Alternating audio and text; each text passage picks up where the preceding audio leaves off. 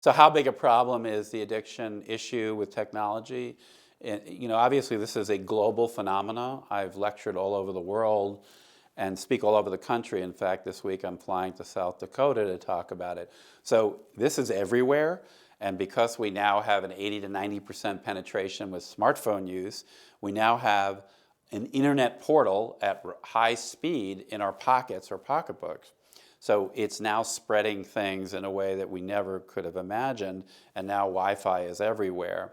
How big is it? There are different studies. There have been many, many, many studies looking at the prevalence of internet addiction, technology addiction, and the research shows that 2%, 3% on the low end. My research came in at about 5.96%. I've seen studies as high as 10, 12%.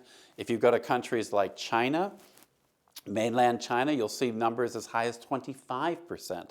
In fact, China has a public health crisis because 25% of their youth culture is spending huge percentages of their time in gaming parlors and internet cafes where all they do all day long is game.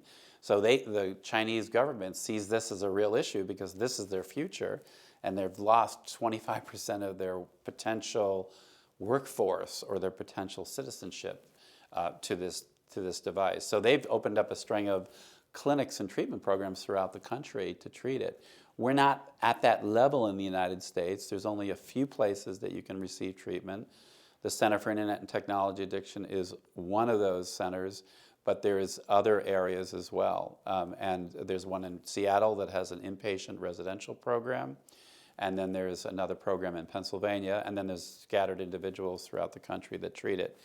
So how big a problem is it? It's not I wouldn't put it in the class of drug and alcohol use, but I would say it's a significant issue, and it's hard-pressed to find any area that, or any family that has not been touched by it or who is not worried about it or concerned about it.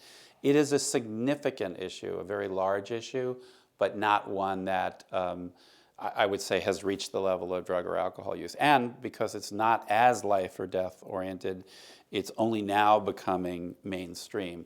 But when I started researching and treating this back in the late 90s, it was almost unheard of. I wrote a book about it in 99. It was the second book in the world on the subject.